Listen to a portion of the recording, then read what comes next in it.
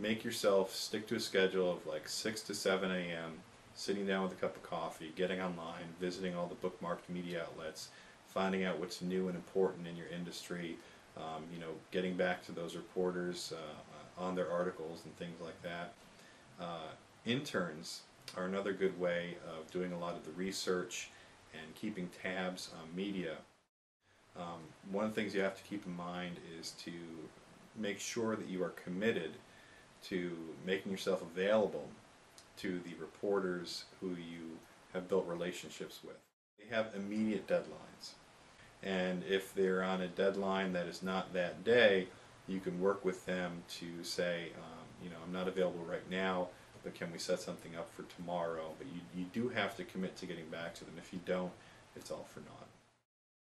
A small business owner who has done the research and has built a relationship with a local reporter at a local CBS affiliate can, in time, get on that local CBS affiliate whose feed is fed to big CBS, and big CBS can see that small business owner, and if the messaging is there and everything is lined up, big CBS can then take that person and give them national exposure.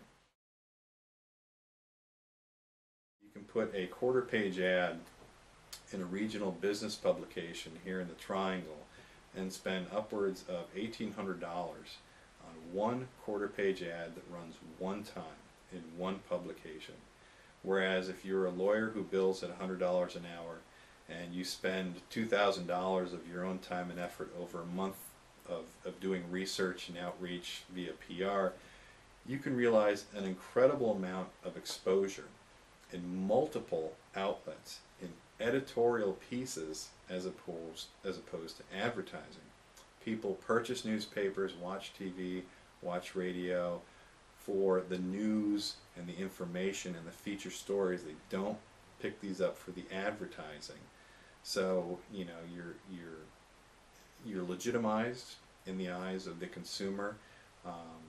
More people read about you as opposed to just skimming over your ad, and you're talking a $200 difference of the $2,000 for an entire month's work of all this great stuff you're doing with PR as opposed to an $1,800 ad.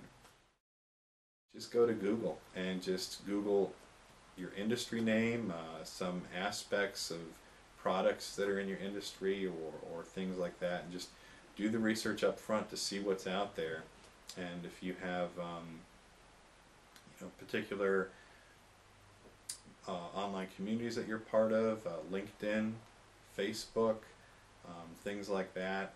There are local ones here in Raleigh. There's one called Inside 911, which is kind of a LinkedIn for triangle-oriented people. I've got online publications that are out there. All the major news outlets here have online publications as well.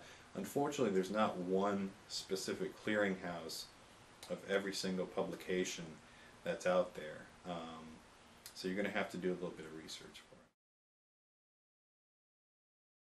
for it. ApexBusinessNews.com is a combination of blog and RSS feed technology, so all the content on the site gets zapped all across the web.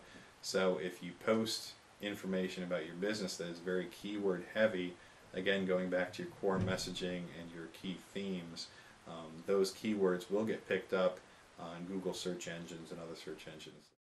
I produce original content about local business issues in Apex, and anyone who registers for free can post their own information. And there are a lot of publications like mine out there. There are a lot of blogs out there, and the more you can get your core messaging that you've done all the work for up front, and literally just copy paste, copy paste, copy paste, the more you get online, the more it gets picked up either directly by consumers for your product or service, or if you're doing some media outreach by reporters and editors to help further your thought leadership. Excellent. All right, David Menzies, thank you so much for joining us today, okay? Thank you, I appreciate it.